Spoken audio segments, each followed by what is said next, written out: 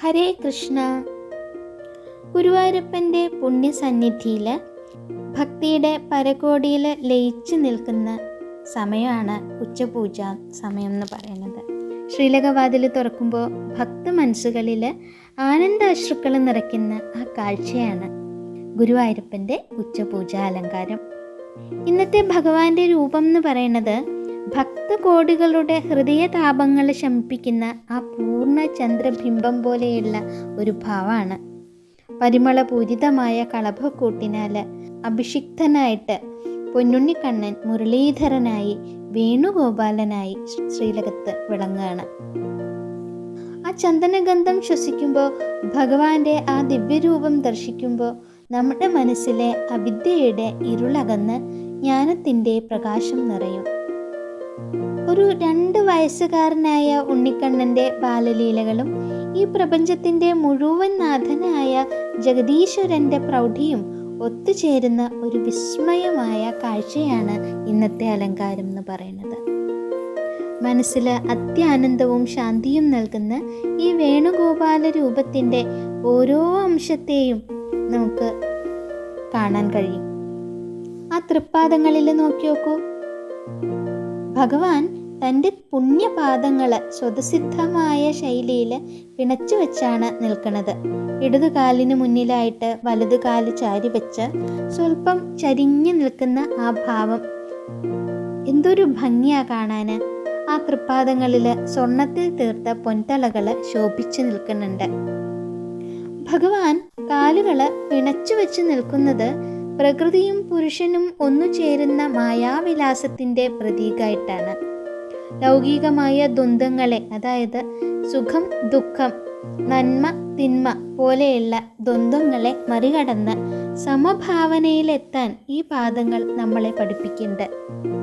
ആ തൃപ്പാദങ്ങളിൽ വീണ് നമസ്കരിക്കുമ്പോൾ ഈ ഭവസാഗരം കടക്കാനുള്ള തോണിയാണ് നമുക്ക് ലഭിക്കുന്നത്. അവിടുത്തെ അരഞ്ഞാണിലെ കിലുങ്ങുന്ന കിങ്ങിണിയും ഭഗവാന്റെ ഉദരത്തോട് ചേർന്ന് നിൽക്കുന്ന കിങ്ങിണി പട്ടയും ഒക്കെ ആ കുഞ്ഞു രൂപത്തിൻ്റെ ഓമനത്വം കാണിച്ചു തരുന്നതാണ്. പട്ടുകോണ കൊടുത്ത് കുറുമ്പുകാരനായ ഒരു ഉണ്ണിയായിട്ടാണ് ഭഗവാൻ നിൽക്കുന്നത്. നോക്കൂ, ഭഗവാന്റെ തിരുകരങ്ങളിൽ എന്താണ് നോക്കൂ. 2 കൈകളിലും ഭഗവാൻ ദിവ്യമായ ഓടക്കുഴല് ചുണ്ടോട് ചേർത്ത് പിടിച്ചിരിക്കുകയാണ്. തങ്കവളകളും തോൾവളകളും അണിഞ്ഞ ആ കോമള ഹസ്തങ്ങൾ രാഗശുദ്ധ പൊഴിക്കാൻ തയ്യാറായിട്ട് നിൽക്കുകയാണ്.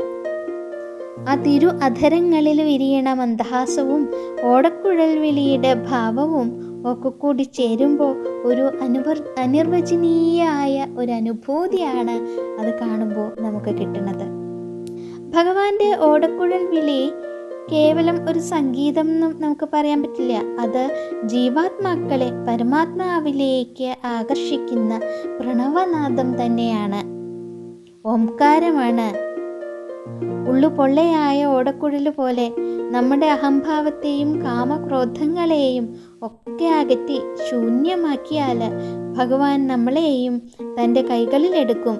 അതിലൂടെ നമ്മളിലൂടെ അനന്തമായ ഭക്തിഗീതം പൊഴിക്കും എന്നുള്ളതാണ്. അവിടുത്തെ കവിളുകളിൽ ചാർത്തിയ സ്വർണ്ണഗോപികളും കാതുകളിലെ കുണ്ഡലങ്ങളും ഒക്കെ ആ വേണുഗാനത്തിനൊപ്പം ഇങ്ങനെ ആടി ഉലയുന്നുണ്ട് എന്ന് നമുക്ക് തോന്നും. ഭഗവാന്റെ മാറിലും കഴുത്തിലും ഒക്കെ വർണ്ണമാലകൾ ചാർത്തിയിട്ടുണ്ട്.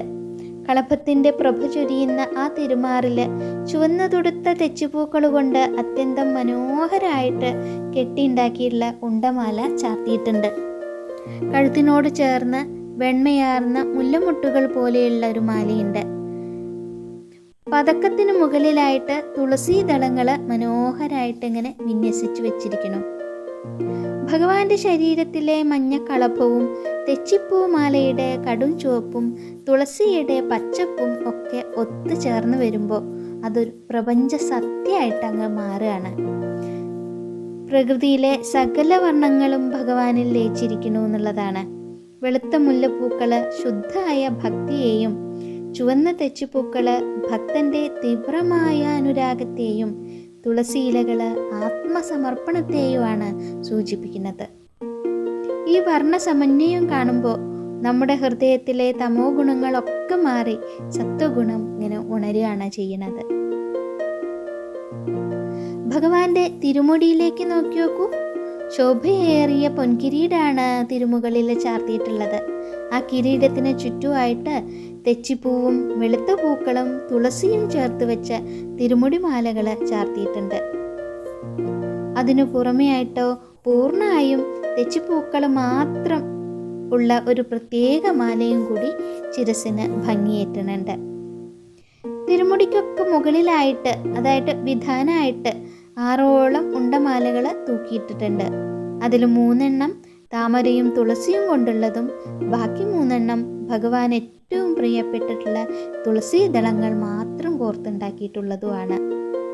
പ്രപഞ്ചത്തിൻ്റെ ചക്രവർത്തിയാണ് ഭഗവാൻ. ഭഗവാൻ ഭക്തർക്ക് മുന്നിൽ എളിയവനായിട്ട് നിൽക്കുമ്പോഴും അവിടുത്തെ പരമാധികാരത്തെ വിളിച്ചോതുന്നതാണ് ആ പൊന്നിൻ കിരീടം. ഭഗവാന്റെ ശിരസിൽ ചാർത്തിയിരിക്കുന്ന ഓരോ പുഷ്പവും ഭക്തർ സമർപ്പിച്ച പ്രാർത്ഥനകളാണ് എന്നുള്ളതാണ്. വിധാനമാലകൾ എന്താണ് പറയുന്നത്? അത് ഭഗവാൻ തൻ്റെ ഭക്തർക്ക് നൽകുന്ന അഭയക്കുട തന്നെയാണ്, സംരക്ഷണ വലയമാണ് എന്നാണ്. ഓടക്കുഴലൂതി കൺകുളിർക്കുന്ന ആ മന്ദഹാസത്തോടെ നിങ്ങളെല്ലാവരും എന്നെ കാണാൻ വന്നതാണല്ലേ എന്ന രീതിയിൽ ഇങ്ങനെ ആ ഭാവത്തിൽ നമ്മളെ നോക്കി അനുഗ്രഹിക്കുന്ന ആ ഗുരുവായൂരപ്പൻ്റെ പുണ്യരൂപം നമുക്ക് മനസ്സിൽ ധ്യാനിക്കാം. നമ്മുടെ ജീവിതത്തിലെ ദുരിതങ്ങളും വ്യാധികളും എല്ലാം അകറ്റാൻ ഈ ഒരൊറ്റ ദർശനം മാത്രം മതി എന്നുള്ളതാണ്.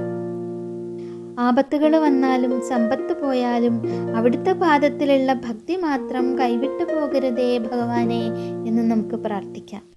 അങ്ങനെ ഭഗവാൻ കൂടെയുള്ളപ്പോൾ മറ്റൊന്നും കൈവിടില്ല എന്നുള്ളത് തന്നെയാണ് സത്യം. നമുക്ക് സച്ചിദാനന്ദ സ്വരൂപൻ്റെ പാദങ്ങളിൽ പൂർണ്ണമായി ശരണം പ്രാപിക്കാം. ഹൃദയം തുറന്ന് ഉറക്കെ അവിടുത്തെ ദിവ്യനാമം ജപിക്കാം. ഓരോ സങ്കടവും ഭഗവാന്റെ ആ വേണുഗാനത്തിൽ ലയിച്ച് ഇല്ലാണ്ടിയാവട്ടെ എന്ന് പ്രാർത്ഥിക്കാം. സർവവും മാത്രക്കാൽക്കൽ സമർപ്പിച്ച് നമുക്ക് എല്ലാവർക്കും ഒരുമിച്ച് നാരായണ നാമം ജപിക്കാം. നാരായണ നാരായണ നാരായണ, കൃഷ്ണ ഗുരുവായൂരപ്പ.